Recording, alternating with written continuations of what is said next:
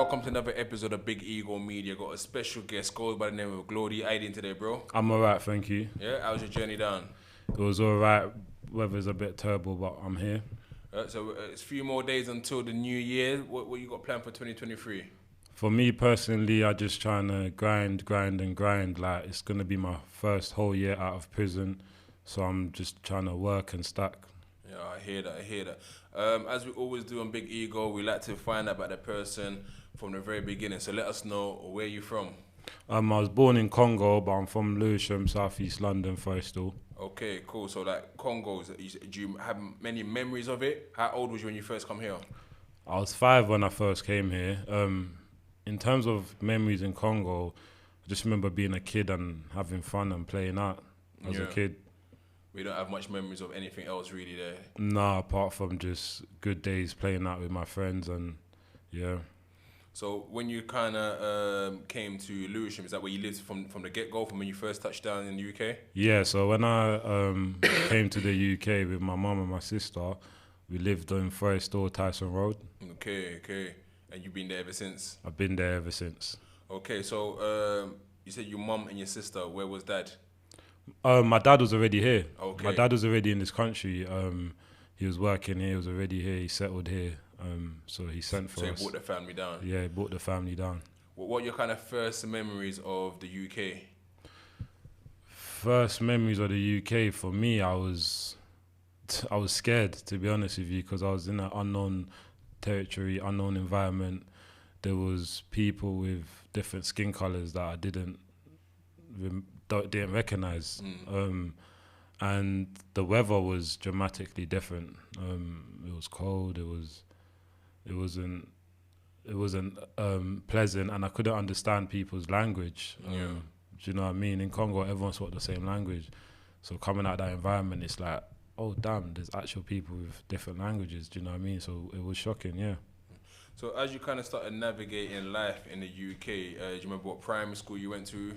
Yeah, I went to Fairlawn primary school in Forestall. Yeah. How was that experience at the very start? Not good at all, to be honest, because I was actually born cross-eyed. Okay.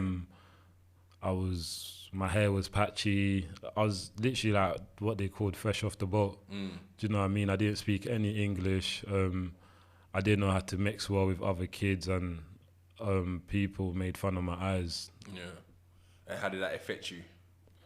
It affected me a lot. Like, I mean, I came from a place where I was happy playing out. No one made fun of me. There was no form of bullying. I wasn't used to that. So when coming here, I felt very segregated and separated from people my own age. And as a 5-6-year-old kid, it's very hard to understand why they're treating you different. Yeah.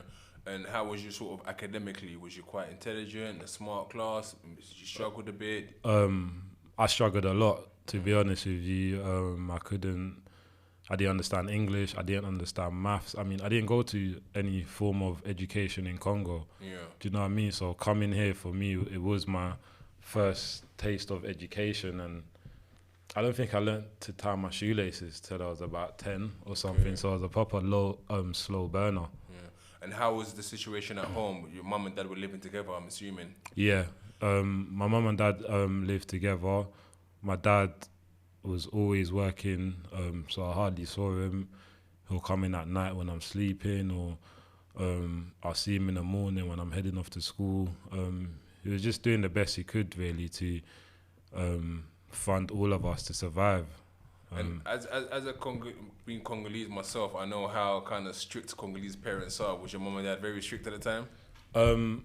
My mum and dad was definitely strict at the time, and obviously they're born Christians, and Congolese Christian is very strict in itself in terms of rules and things like that. Do you know what I mean? So growing up in a Christian household, it was like in my house, it was like I was still in Congo, but we wasn't in Congo. So when I left the front door, it was like the reality of I'm in a whole different place, and my parents lived like we were still in Congo. Yeah. Do you know what I mean? They didn't understand England very well. My dad spoke very little English, so they didn't really understand the world that we was actually living in and the environment. So as you kind of started navigating life and you're starting to understand the language and you're immersing yourself within the culture, what was the turning point that where you kind of felt accepted? Accepted, I'd probably say later on in like primary school. Yeah, 5 or 6. I mean, before that, it was just fighting with other boys. I was just trying to find my path through primary school, really, trying to find a friend or it was very isolated until obviously I started fighting and standing up for myself, and I realised that actually earned me respect, and with that respect it came with friends and people that wanted to hang around with me. So I actually started feeling like one of the boys in school instead of like just a different person. So by that point then you leave year 6, you go to year 7. What school did you go to? I went to Forest Hill Boys. Okay. How was that different into primary school? For me, it was like starting primary school all over again. Okay. Like, if I'm going to be honest, like I started year 7 and the whole thing with my eyes started all over again. It was even worse now because it was like a girls' school not far from the boys' school. So I was getting it from females, I was getting it from guys before, after, during school. And it had an impact on me, like mentally, like, do you know what I mean? In terms of, I used to go home and like lock myself in my room, and it made me very like isolated. Like, do you know what I mean? Did you ever think you could talk to anyone about it? The thing is that I speak to my parents about it, and my parents knew that people would make fun of me, but my parents they didn't understand the severity of it, I guess, because for them it was just like, just go to school, like, do you know what I mean? Just go get education. And for me, that wasn't really enough, because it's like I'm going to these places, but I'm not learning. My education isn't going well. I'm focusing on other things, and yeah, it was difficult to like. It was difficult to like make my parents understand what was going on, because they didn't really understand it. Do you know what I mean? Yeah. And I guess as you said with primary school, it was sort of year 5, year 6 when you kind of settled in and kind of got to make more friends. What year was it in sort of secondary school that you kind of felt accepted? Well, I had a lot of experience in primary school from fighting, and I knew that this got me friends, and so I literally went into secondary school fighting. I think I even had my first fight in year 7. You know, before you actually start school and you do that the walk around school. Okay, yeah. I think I actually had my first fight in the music room as they were showing us our music class, and literally had a fight right there. So I literally went into secondary school with my guard up, and I expected people to make fun of me, but I just knew how to challenge it straight away. And for me at the time, that was physical, because I wasn't that good verbally. Like, do you know what I mean? I didn't know how to speak out. You know, you got them kids in school that's got all like the mum jokes and I went through that too, man. I remember like all the jokes. Got the best cusses, and all you can do is fuck you up. Yeah, like people had the best cusses for me. I don't even know where they found them, but I didn't know how to respond. Like, do you know what I mean? I couldn't even cuss you back because I didn't know how to form a cuss together. Yeah. So I just had my fist and yeah, we just got a fight. I just got into fighting, and that's how I got friends. What did you want to be though? What was your kind of ambition? Do you remember saying that, I want to grow up with this, what I want to be? Funny enough, I really enjoyed football and boxing. Like, do you know what I mean? And I remember my uncles and that telling my dad, you should get me into boxing, you should. But obviously the funding wasn't there. Like, do you know what I mean? It was something that they couldn't afford at the time. Do you know what I mean? So I would have loved to get into boxing or football. I was actually good at football when I was younger, playing football in the playground with the lads and whatnot. Okay, did you play for the school team at any point? I actually didn't make the school team. 'Cause I think the school team really only formed properly like around about year 9. Okay. Do you know what I mean, or something like that? And by the time that time came, I was already like involved in other things and whatnot. So we're also kind of like growing up in Lucian. I grew up in Peckham, so it's like I think it was maybe year 6, year 7 when I kind of started realizing the area that I lived in, Yeah. about gangs and this person and that person. Yeah. When did you start kind of realizing the area you was in wasn't quite Hollywood? My friends will probably remember this, but I didn't look at it like as a gang or whatever, because where my parents lived when we first came to the country was on Tyson Road, like right opposite the estate where the shops are. So I used to go to the shop and there'll be like 10 guys there chilling, smoking, pedal bikes, whatever. But I didn't look at it like as a gang. I just thought this is where they actually live. I thought they genuinely lived in that estate and they were just chilling where they lived. Like, do you know what I mean? But in like probably like year 7 or 8, that's when it clicked in my head like there's actual real gangs and things like that, and separate sides don't like each other and things like that. Yeah. Did you ever at that time, before kind of joining in anything, did you ever feel afraid for yourself at the time? Do you know what it is? Because I'm genuinely like, I was like a one-man soldier. Like growing up, I didn't have like older brother or older cousins around to like show me the ropes or anything like that. So for me, it was literally just like, when I'm getting in a situation, it's just me and myself. So I wouldn't say I was afraid, because I believed in myself. Do you know what I mean? But I would say I was a bit maybe surprised when like I'm walking down the road and there's probably like 10 guys walking towards me or something with like coloured bandanas and things like that. Like, do you know what I mean? But mentally, for some reason, I'll still walk through the 10 guys. Like, do you know what I mean? I wouldn't like cross the road or run away or something. Like, so I've never really had that fear in me. Yeah. So at which point then would you say you kind of started hanging around with the wrong crowd? Maybe when I was like 13. Yeah. I'll say, like, do you know what I mean?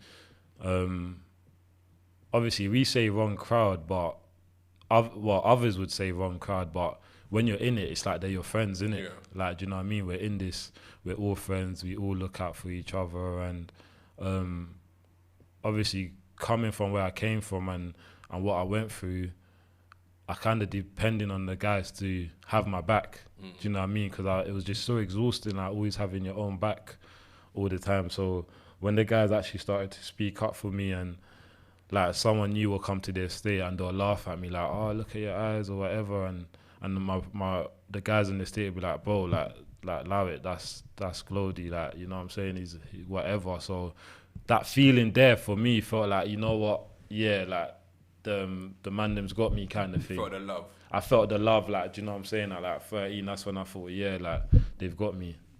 And how was kind of things at home at this period? Were your parents kind of just kind of, with African parents, sometimes they're oblivious, right? Yeah. They're just getting on with trying to make money and feed their family, so they don't really know what's going on with you. Is that what you kind of was sensing? Yeah, I mean, for me, like I said, like my parents never had a clue about anything to do with, like, the outside world or like gangs and things like that. Like, do you know what I mean? The most they would say is like, you probably remember when your parents would be like, you hanging around with that Jamo. You know what I mean? Yeah. Like, they just recognize it, like you got a Jamaican friend and they're probably gonna get you in trouble, but they didn't really look at it like gangs or like, they didn't see it intense. Like, do you know what I mean? Yeah. So you're navigating school, year 9, year 10, year 11. Are you looking to do your GCSEs? How's school going? School, from the beginning of school wasn't like going that well for me. Like I said, I was fighting in year 7 before I even started school. Like, when they're showing you around, I was fighting. So when because I think that happens like before the summer holidays. Yeah. So it's like you visit the school before the summer holidays, and then after the summer holidays is when you officially start. So when my official start was coming up, I already knew like I'm gonna have a problem with this kid, that kid, because the person I had a fight with was in my house group year, and it was in my class. So I went into school just ready to face anything that was gonna come my way, really. So the education side of it weren't that important to you. Yeah. So for me, the education side of it wasn't really important for me. I mean, my mum and my dad was like, you need to focus in your books and things like that, but they didn't really understand what I was going through as an individual with my peers around me, and so that kind of support in terms of like understanding what I'm going through, that wasn't there. So yeah, education for me wasn't on my forefront when I started school at all. So I know you mentioned earlier that you was born kind of cross-eyed, and then Yeah. people kind of make fun of you. Yeah. So as you get to sort of later teen years or Yeah. mid-teen years, how was that in terms of confidence when trying to talk to girls? Was it a thing that where you think, I'm not going to try and bother because I don't want people to take the piss at me? It was exactly like that. Like literally, talking to girls was like a no-no. Like, do you know what I mean? All my friends would like have the girls around them, and I'll just be like there, like in the background. Like early stages of secondary school, this is because like I genuinely had girls like they'll be like move away from me, like like, do you know what I mean? And obviously that knocks your confidence, like, if I'm gonna be honest with you, do you know what I mean? So I thought, you know what, I'm just gonna just defend myself through everyone. So if a girl would say something, I'll just react like, shut up, like, do you know what I mean? Like, not physical, but I just react like shut up or something like that, because for me that was a part of me like saying something back rather than just standing there and receiving. So defending yourself. Basically. Yeah, receiving abuse and that. Yeah. Because if you never told me, I wouldn't have known there was anything wrong with your eyes before. So when did the change happen? I've got so much pictures of me when I was young and my eyes was cross-eyed, like, do you know what I mean? But that's not for today. But I think I had the operation end of year 8. Yeah. So when I went back to the school year in year 9, I think I had the operation by then. Yeah. And it was so visible. I mean, the feeling you get when you're walking towards a girl and the confidence, and it's like you're saying hello to them and you're thinking, I hope she realizes that I've got my eyes fixed. And do you know what I mean? And she's like, oh my God, your eyes. Like that moment there, like for me, it meant so much, because it's like, yeah, they're recognizing me now. Like, do you know what I'm saying? It's not like people used to just walk past me. If they're not making fun of me, like they'll walk past me. Like, do you know what I mean? So that feeling when a female is like, oh my God, your eyes, like you look so much better. Even though it shouldn't be like that, because I was who I was and I should have been treated with respect anyway. But that feeling is just a good feeling when you know like you've finally been accepted now. Yeah. Like, do you know what I mean? So at which point would you say then you started getting involved in criminal activities, and what did that lead to? Criminal activities for me started at a young age. I mean, pedal bikes, selling weed, maybe like 13 with my friends, innit? Like, we're just out selling weed for the older guys. It was something that was just so normal. I like normalized, like, do you know what I mean? Like, you'll get weed from the older guys and we all got our pedal bikes, and they'll be like, yeah, this guy wants that, this person, and it's like we're making like £20 off of like however many we sell. But it was like, it was fun for us. It gave us a purpose.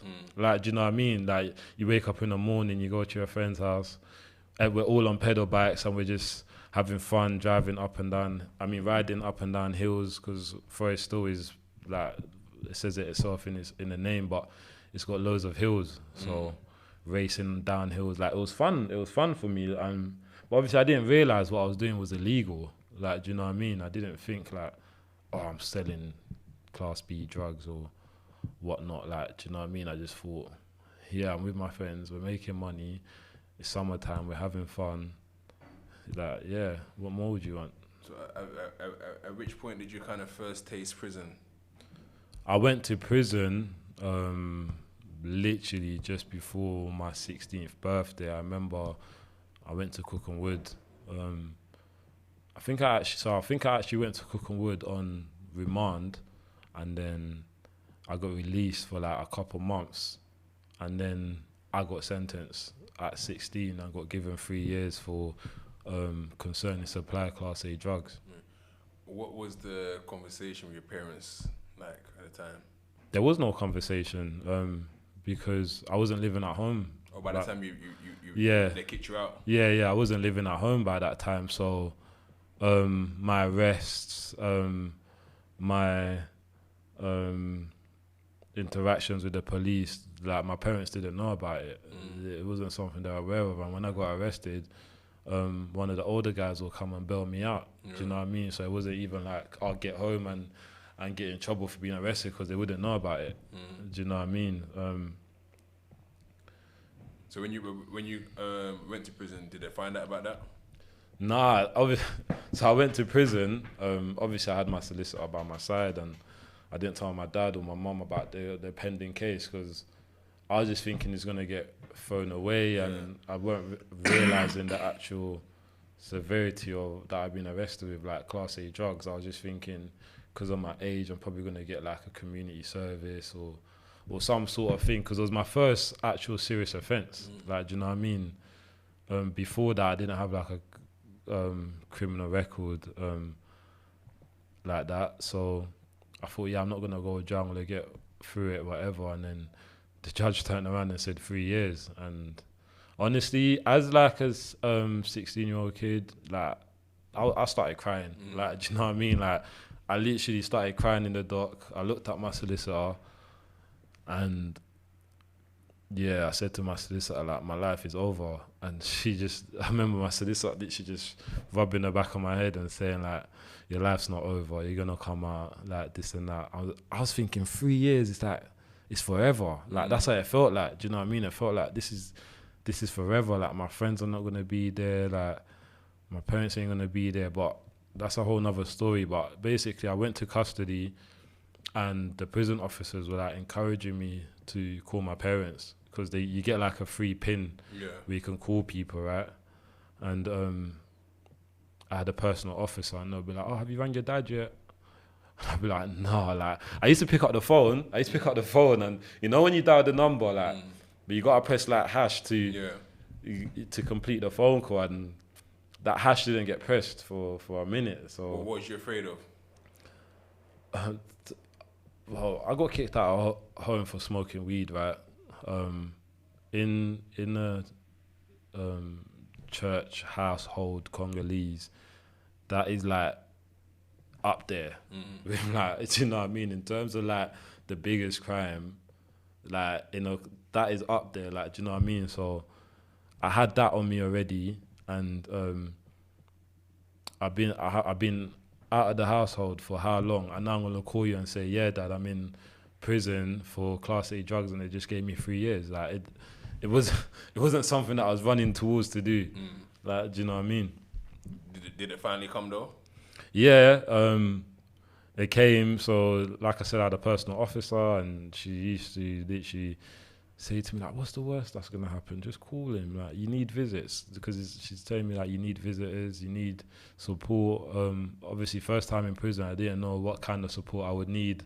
Obviously, they gave you like prison boxes and prison trainers and prison gloves. So you was like a proper freshie. Yeah.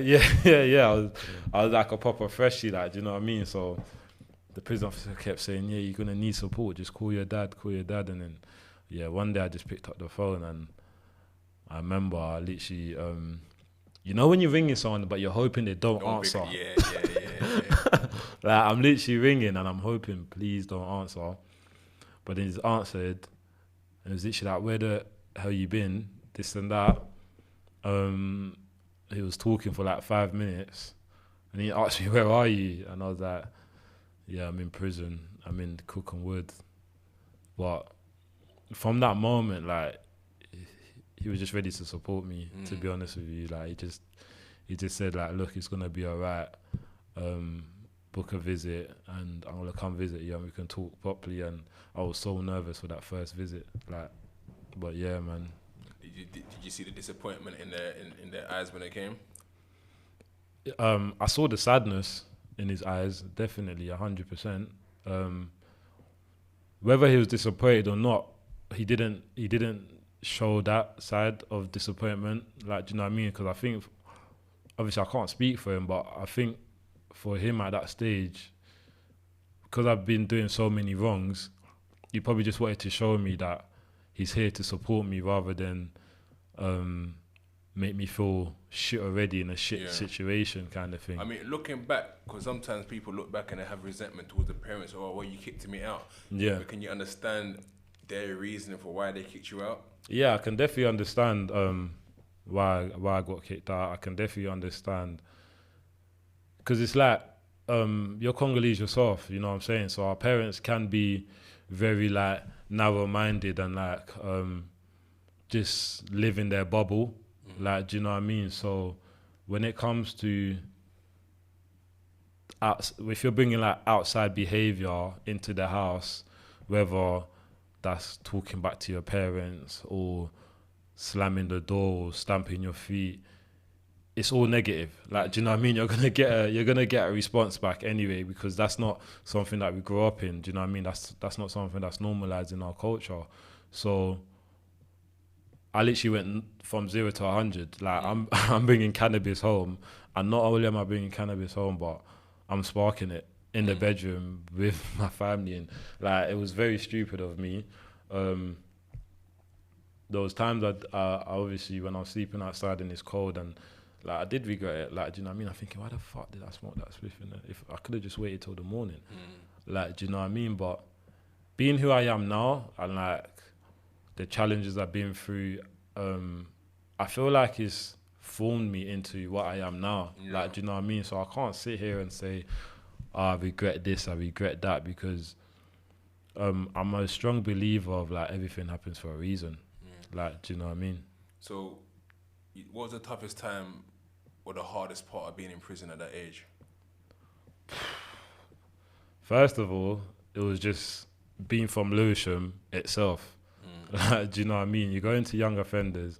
Now, we live in an area, when you're young, you live in an area that you don't know about other areas.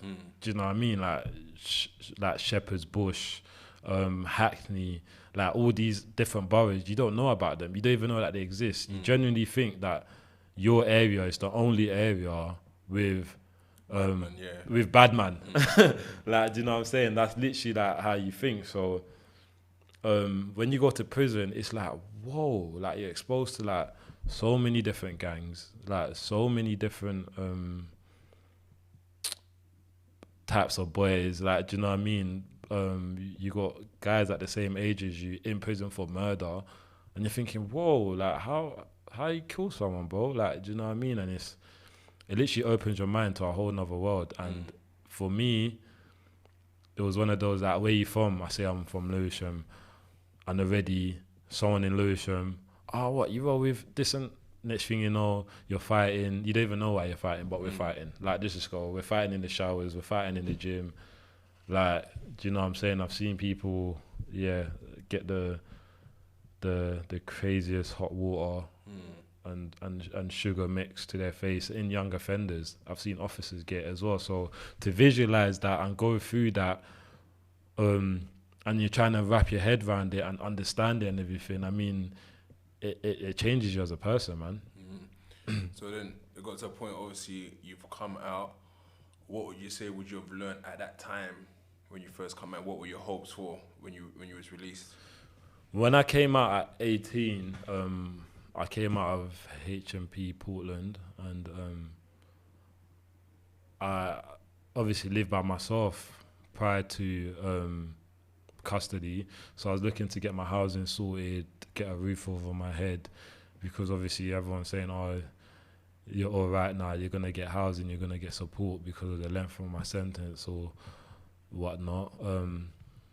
I came out and I didn't get any support. Like, I went to the council and I said, look, I was actually housed by the council, Lewisham housing. I was housed in, just before I went in custody, I was housed in like temporary accommodations and emergency accommodations and things like that. So when I went back to the council and I said, look, I've just come out of prison and I need help with my housing, they literally just turned around and said, "Oh, you're 18 now. Like, we can't help you." Mm. So already for me, that was a roadblock there already, because I didn't prepare for that mentally. Like, do you know what I mean? I didn't even know that because I've turned 18 now, they're not gonna support me anymore. Do you know what I mean? I was still thinking I was the person that went in instead of the person that's come out. But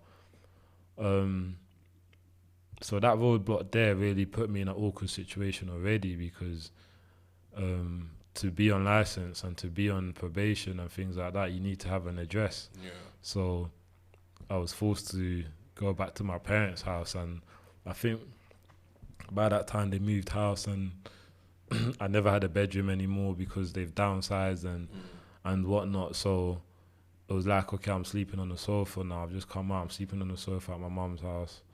Was it awkward? Oh, 1,000,000% it was awkward, because it's like those years that's gone by and more, because before I went I was homeless. So it's like all those years I've missed out in the family home, is like every conversation they're having I feel left out. Like, do you know what I mean?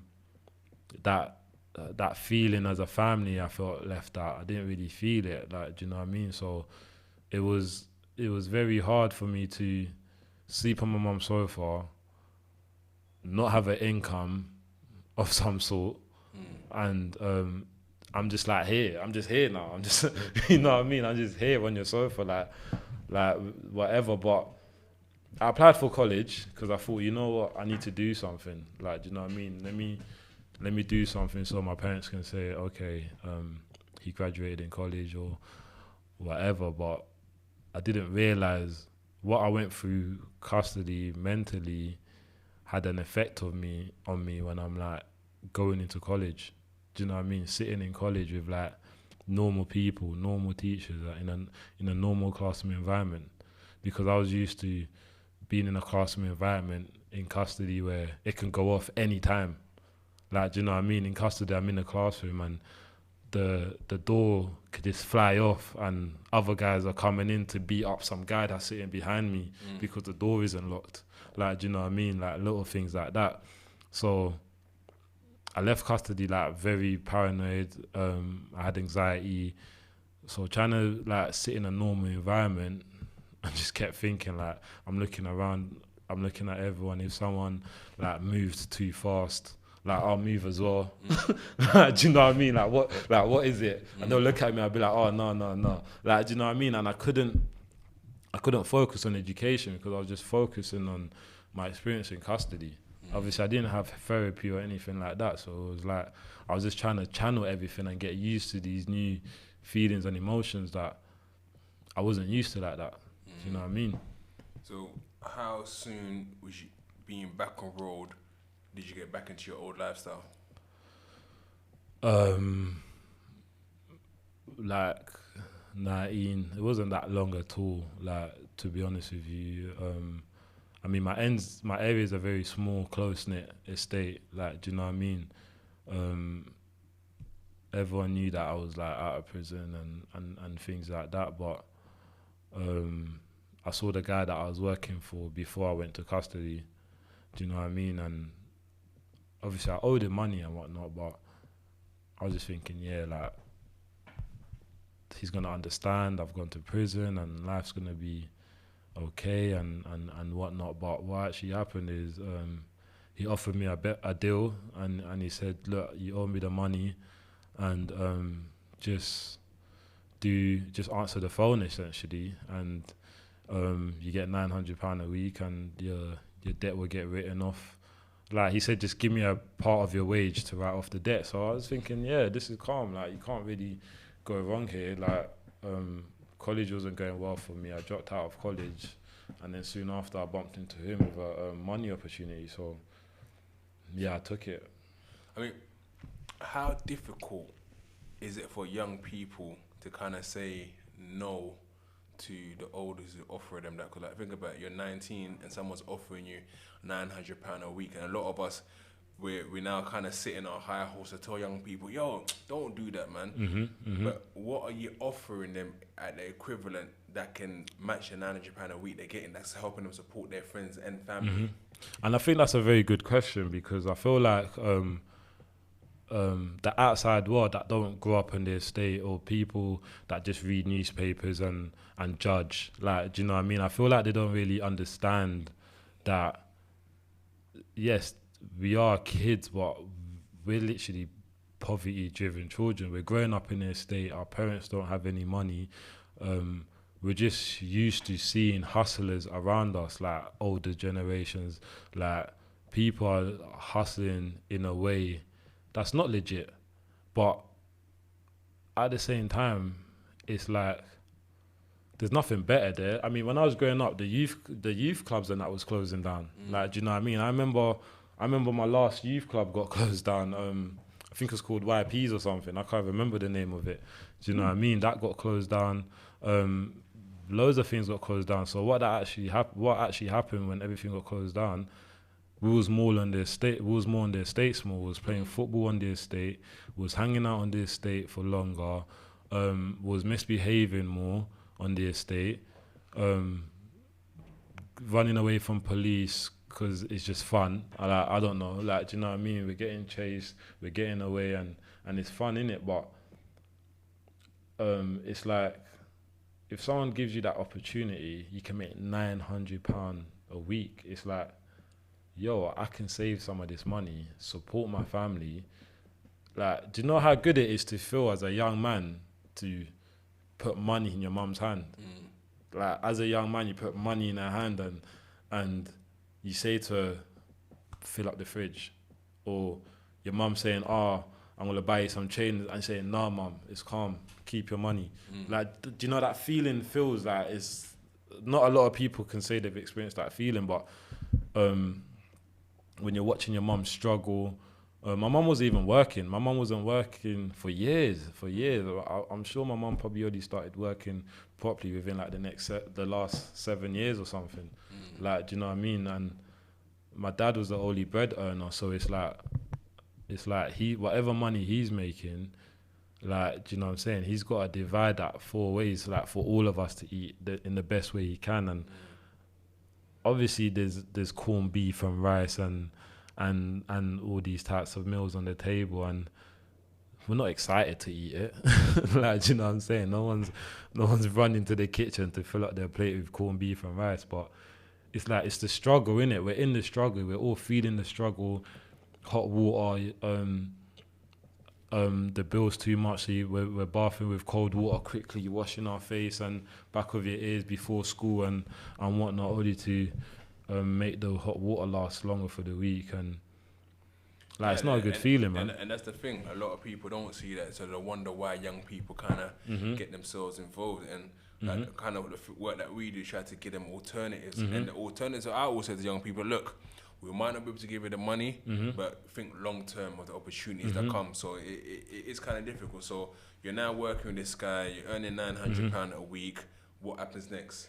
I was earning £900 a week working with this guy, and something happened where the person that was working for him couldn't work anymore in Portsmouth. And obviously he knows I've got the experience, like I've got the experience, and it's one of those things that we've got to keep the phone on. And he said to me, like, bro, like, can you just go and cover for like a week or two, and literally just do what the guy should have been doing, which was on the front line doing the hands-to-hands exchange. And I just thought, yeah, like, I've done it before. It's not going to be that hard. I mean, it's not forever. It's only for a week or two. And I said yes to it. Do you know what I mean? And I went there, and like, I got stabbed, and everything else happened after that. I mean, you can't just skip that, mate. How has that happened? Like, you've gone there and it's been an altercation? Yeah, so the first day I went there, there was an altercation late at night. So I was staying at a drug user's house, right? And this woman was literally blabbing on about her ex-partner and this and that and whatnot. Remember, it's my first day here. I don't know anyone here. So I asked her, like, why are you telling me all of this? Like, I don't care. She's like, oh, no, I'm just telling you just so that, just in case you might bump into him, kind of thing. Like, be careful, innit? So I thought, all right, cool, thanks for that information. Like, I'm going to note it down, whatever. It came to like 10 o'clock at night. And she went to the bank. She said, I'm just popping off to the bank. I'm going to be like half an hour or whatever. So I'm in the house by myself, waiting around. I get a phone call that someone wants something at our usual spot that we usually meet, right? So then I've got it ready and everything, done what I've needed to do, and I've switched off all the lights. Do you know what I mean?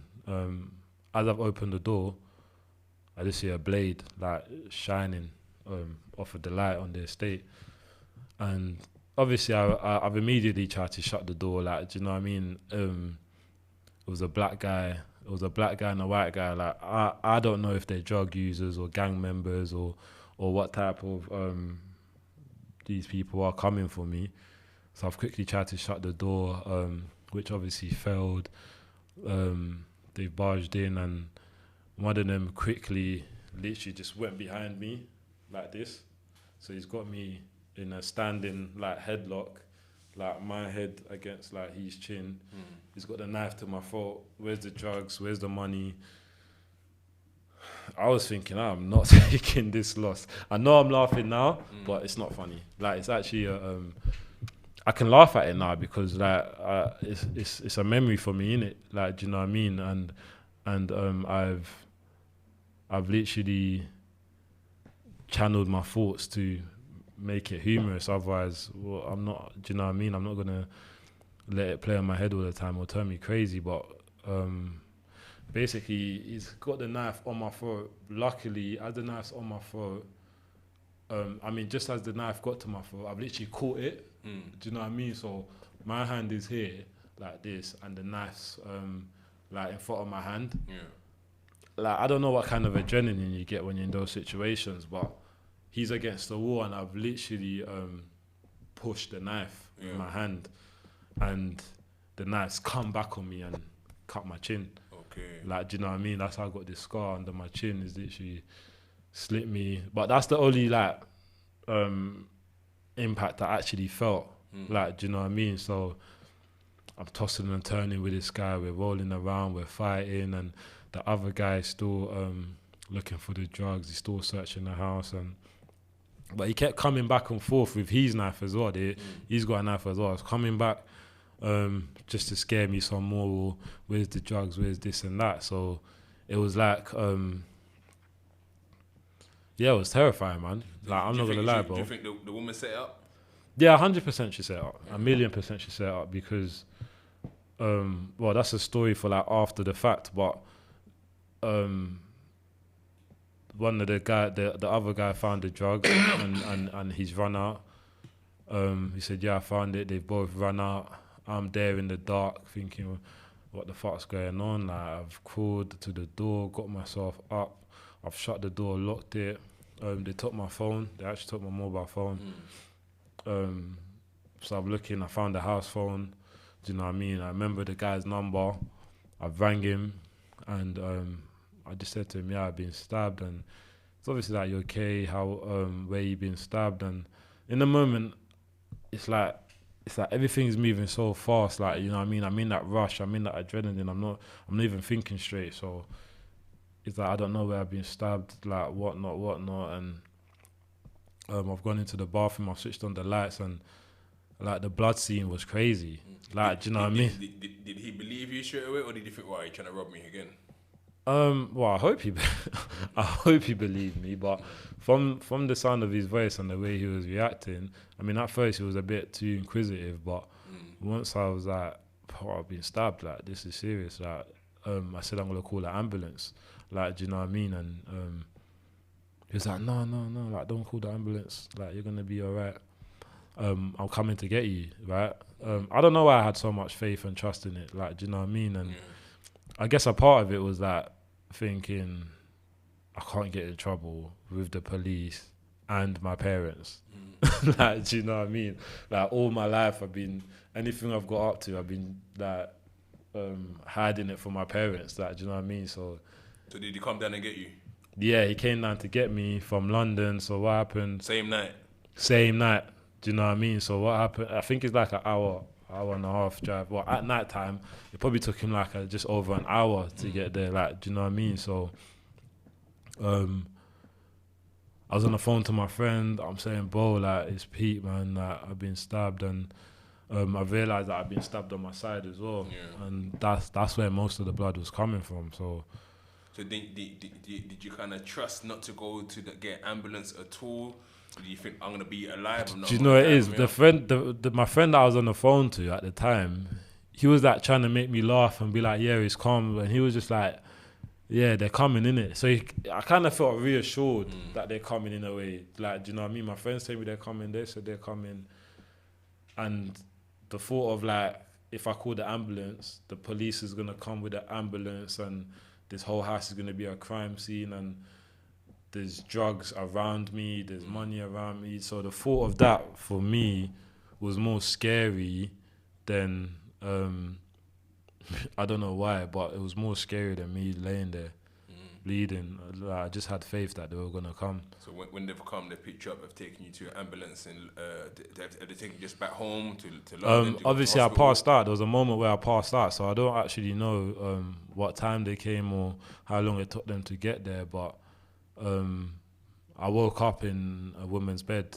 Okay. Like, I'm literally in this woman's bed.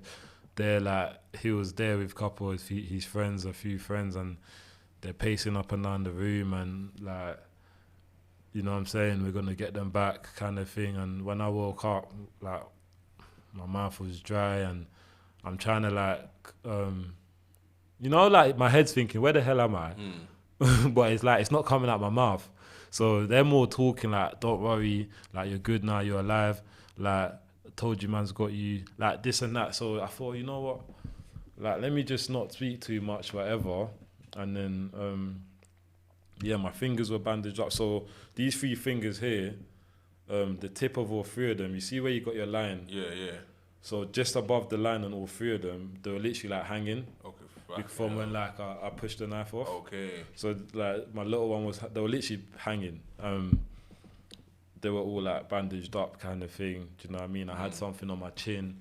So this girl that come, was it like Dr. Queen Medicine? Like, what was it? I think it was one woman he was seeing, or that was in the past. Yeah. She had like medical qualification. Okay. Like, do you know what I mean? Which I'm very lucky he had that in his pocket, to be honest with you, because she was like proper like my bed nurse. Like, do you know what I mean? And she was just like, oh, you're gonna be fine, and she's wiping my forehead and everything. So it was like, yeah, she made me feel safe anyway.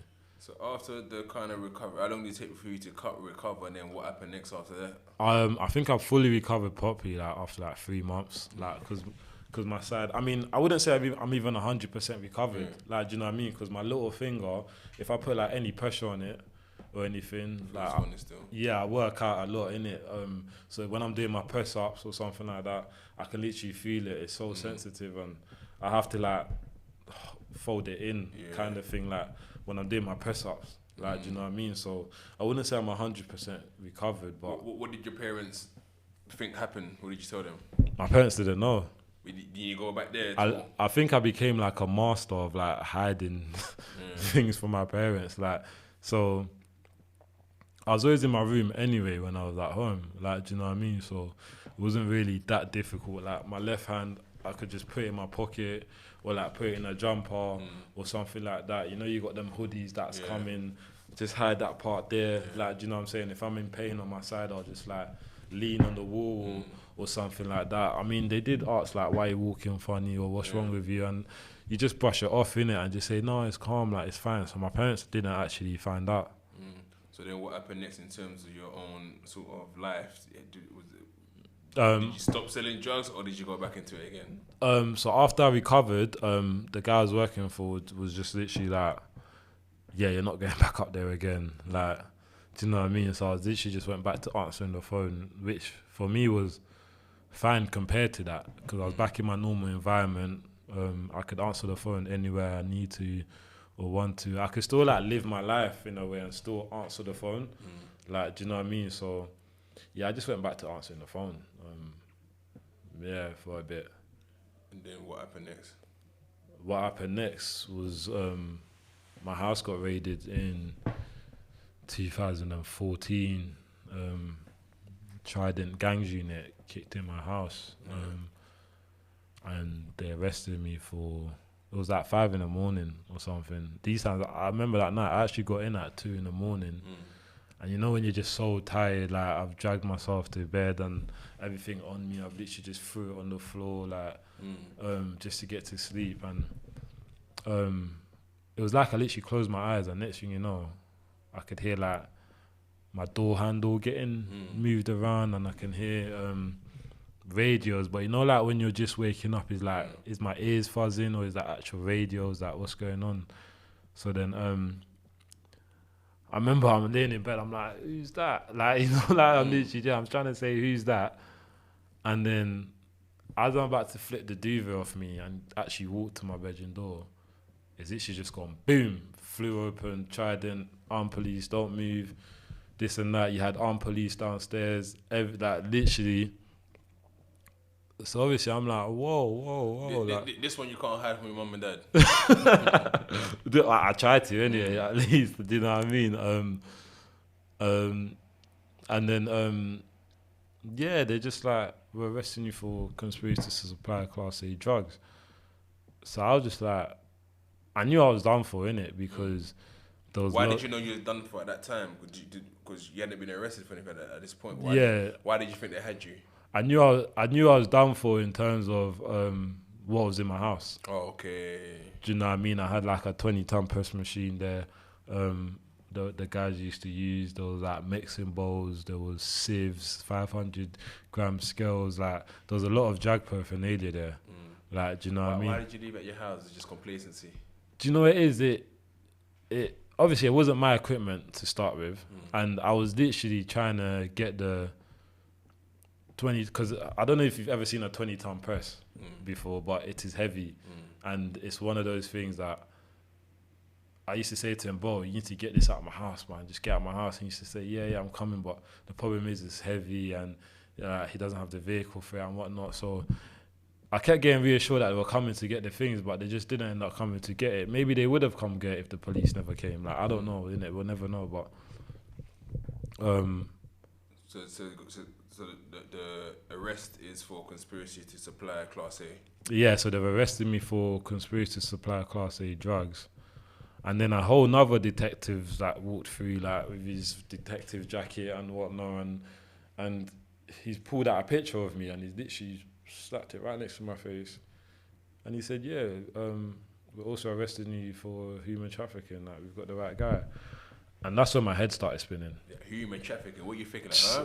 I'm what like, immigration stuff have I done kind of thing? Yeah, I'm sure I even said, what? I'm British.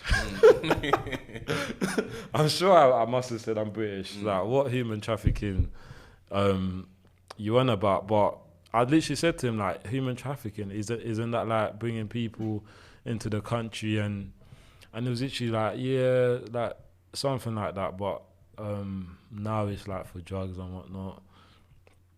So then, this was in Tottenham, by the way. I got arrested in Tottenham. Do you know what I mean? So then,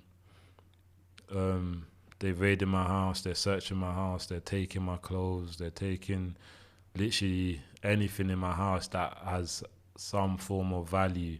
Do you know what I mean? They've got all their evidence bags. I'm in handcuffs this whole time. Obviously, whilst they're going through my things and whatnot, they're showing it to me and whatever. But got to the van with the armed police, and it was a long journey to Lewisham Station. And do you know what it is as well? It's crazy because it's like I'm seeing as we're going towards Lewisham, I think it's like 8-9 o'clock in the morning now. I'm actually seeing some people that I know.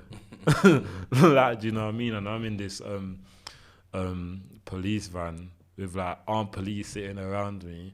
The windows tinted. It's weird feeling that no one actually knows you're in this van right now. For real. Do you know what I mean? It's like the sweatbox when you go into prison. Yeah, exactly. It's like a sweatbox, and it's like they had me bang in the middle, and I got one there, this and that. And I was thinking, bloody hell, like I'm only a fucking low level. Like I've never been like arrested or been involved in like weapons or like firearms or anything like that. So it was a real surreal moment for me, like in that moment. So when you got into the station, also they're interviewing you, what did they say now in regards to whole trafficking thing was They about? they didn't say anything in regards to the trafficking. They literally just spoke about the drugs, Yeah. the supply of the drugs.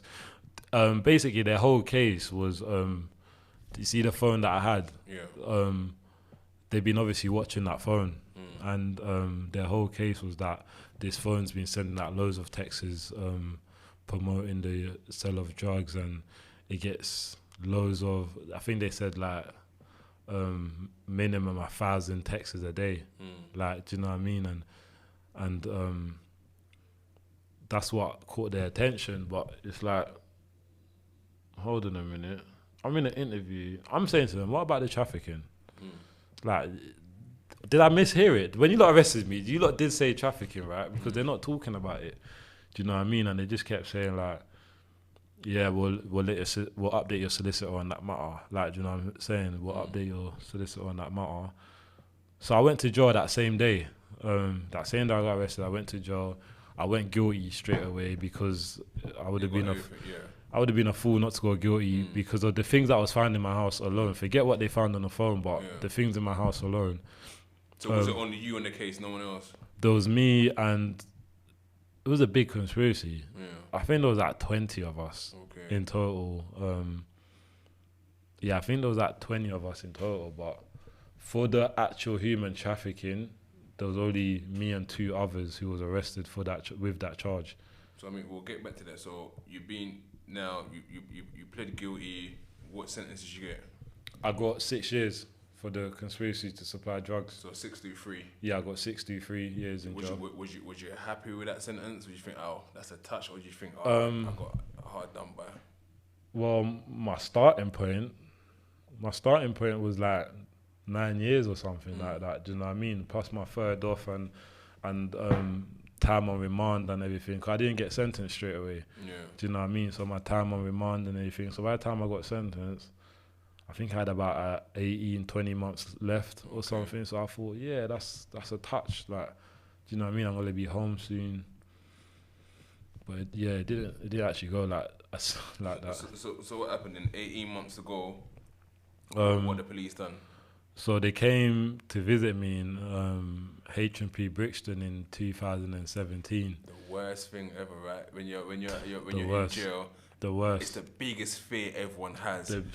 You know when you're in your cell, yeah, and the officer opens the door, and he's like, legal visit, and you're thinking, hold on, what legal visit? My sister ain't told me they booked the visit, and you're like, oh, sir, let me see that list, and you see Met Police, Trident gangs, or whatever you're gonna see on it. The way your heart just starts beating because you're thinking, what more do they want? No, it happened to me. I was literally on my way ready to go home. I was in H&P ISIS. Mm-hmm.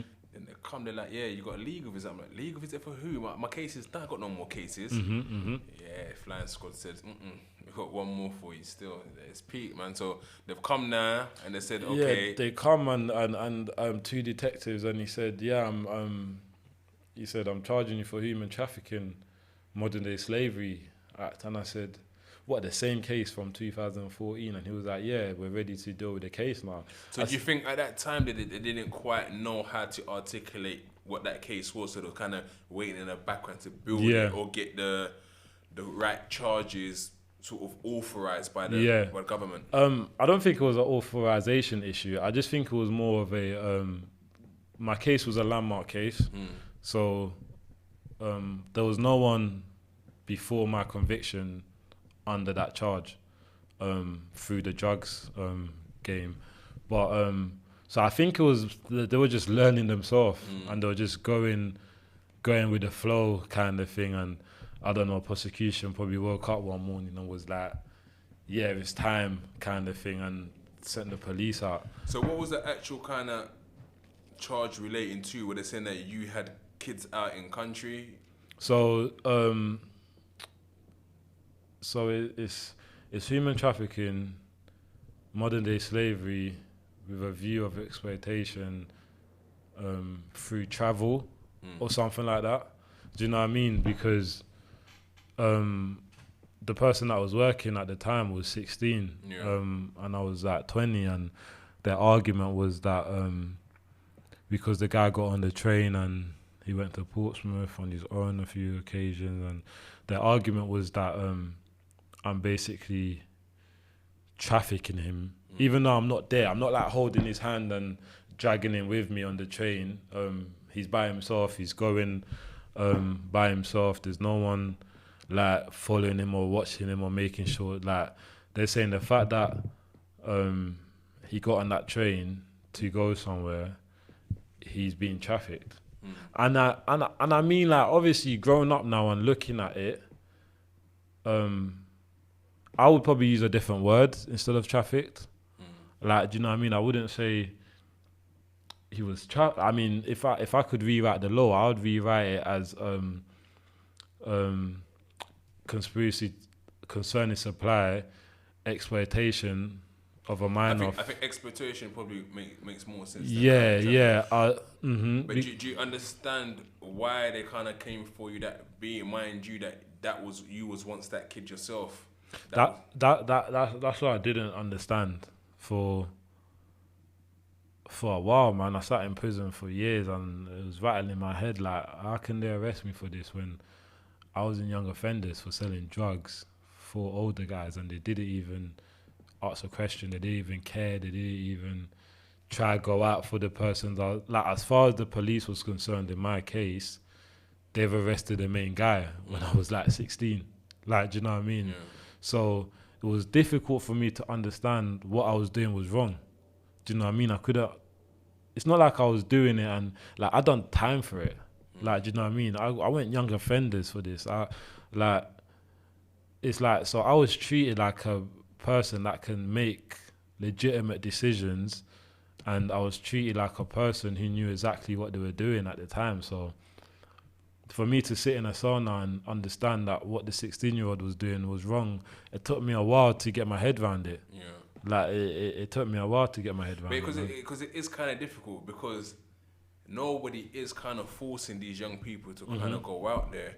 But at the same time, you can understand how easily they are influenced and manipulated. But at the same time, if someone's influenced and manipulated to do something, it's still their own decision. Yeah. If that makes sense. I mean, it's not easy growing up in the hood or the ends as a young person. Do you know what I mean? There's so much negative influence around you. You've got the music already. All your friends are rappers, all the older guys are rappers. And I mean, when I was growing up here, a lot of the music that I was listening to was like hustling type of music. Do you know what I'm saying? Hustle by Nature, Walk in the Park, like those kind of things, like Welcome to Boomsville. Like, do you know what I'm saying? Those are like energy, like they weren't really rapping about long zombie knives and trying to take each other's heads off. Like, do you know what I mean? If they was rapping about that when I was growing up, then I probably myself would have been involved in that type of life. Violence, weapons, gangs, I would have been involved. But the reason why I say that, because I'm just trying to make a point that the environment you grow up in makes you as a person. Do you know what I mean? The music I grew up to listening was hustling music, how to make money music, grafting, grinding. So that's the kind of road I went down. Drug dealing, hustling, whatever. But if you look at the kids today, I mean, it's so different because all you're hearing is drill music. Now, don't get me wrong, drill music is a good talent. There's some good talent out there, like verbally putting words together on a beat and making it sound sick. It's good, but the message that is coming along with the drill music, that's why there's a rise in knife crime. Do you know what I mean? That's why there's a rise in teenage deaths, and there's a rise in police numbers catching young kids with the longest of swords in their backpack. Like, do you know what I mean? So if we can change, even if it's a little change, the environment that our kids are growing up in, whether it's the kind of music they're taking in, the kind of estates they're hanging on. Like, I've spoken to a few mums, and they said to me, like, there's literally like no youth clubs now. There's nowhere for the kids to go to actually be safe in a safe environment. Like, do you know what I mean? And it's sad to hear that, because it's like, what is the future for our young kids? Do you know what I mean? What did you end up getting for the human trafficking? I got 3.5 years. Did you plead guilty? Nah, I didn't plead guilty for that. Nah, I didn't. Like, if you look at, the police will probably tell you this themselves, but if you look at my criminal record, I put my hands up to things that I've done. That you caught me, cool. I was doing it, okay, guilty. I'll do the time. Whether I'm a young kid, adult, whatever, like, I know how to take responsibility. And this is just one thing that I haven't taken responsibility for, because it's like, it's bigger than just charging me for human trafficking and putting me in your book of law. And you think they're trying to use you as an example or deterrent? Yeah, they definitely try to use me and others as an example. But what's the solution? Do you know what I'm saying? Because the solution can't be, let's charge these young drug dealers for human trafficking, put them in prison for years, and just forget about them.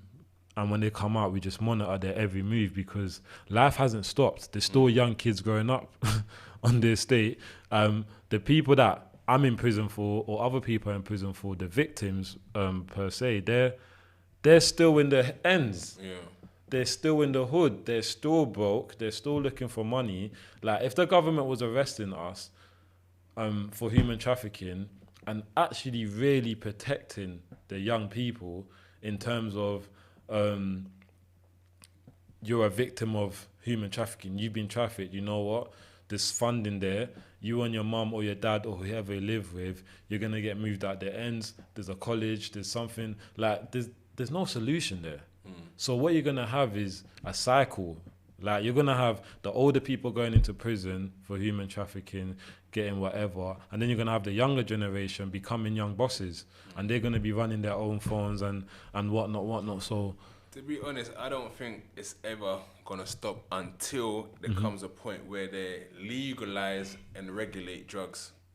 Yeah. That's the only way it can kind of go.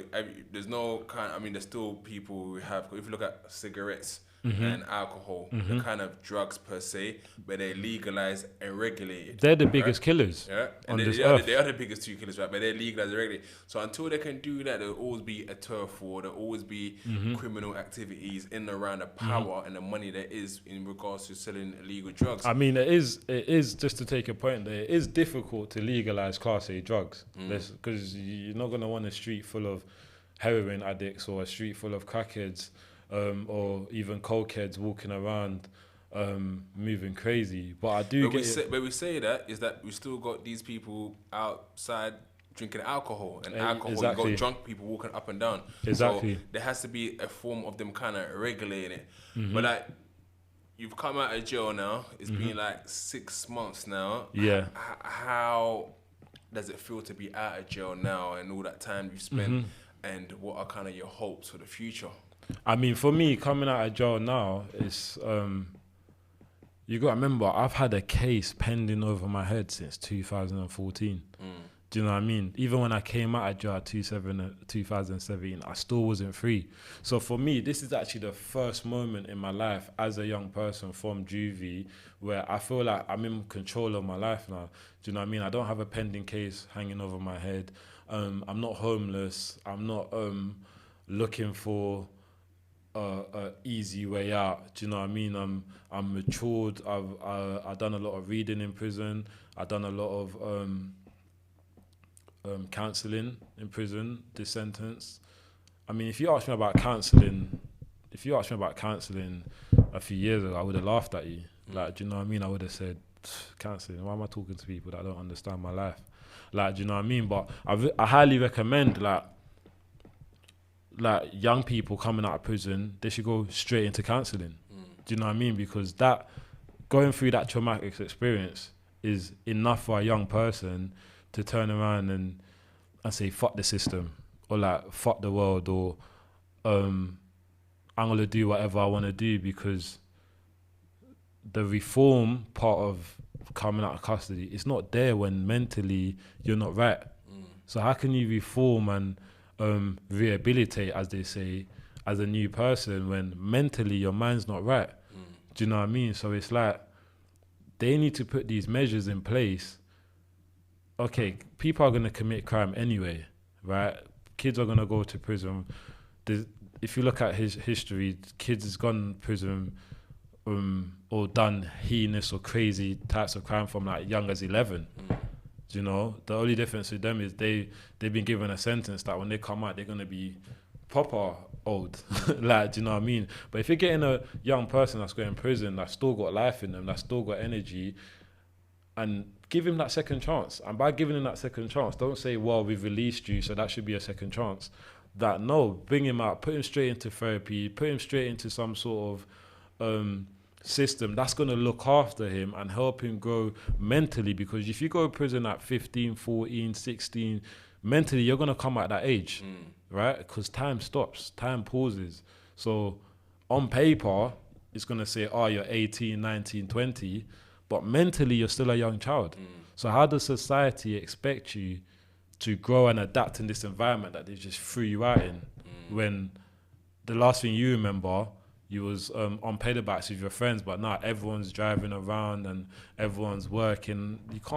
They expect you to just adapt to it. Like, you can't just adapt to it. Do you know what I mean? You need help getting there. You need stages. And for me, prison's a negative thing, but for me, prison at the same time has also helped me mentally because I knew I've always wanted better for myself. So when I was in prison, I was filling in those applications to IAP or the NHS or whatever, and I'm saying, look, I need your help. Do you know what I'm saying? But a lot of people are not like me, and a lot of people are not going to think like that. Do you think you needed prison? And has prison worked for you? I definitely think prison has worked for me. Whether I needed prison is a different question, because I don't think anyone should need prison. There should be something in the community, something in the environment that you're growing up in to support you. Do you know what I'm saying? To help you to grow up from a young lad to a businessman, or to grow up into something, whatever. I mean, the government throws out things like apprenticeships and things like that, whatever, but it's not reaching the hood. It's not reaching the ends, because the young boys that are growing up, they're not hearing all of that, because my man's listening to drill all day, or is listening to this and that. Like, what makes you think he's going to talk about apprenticeship? Do you know what I'm saying? You need to literally have something in the hood for the kids. Do you know what I'm saying? So if you could go back to your 14-year-old self, what's the one piece of advice would you give him? If I could go back to my 14-year-old self, I would definitely say to the young kids, just say no more. Like, definitely say no more. Someone tries to offer you something, or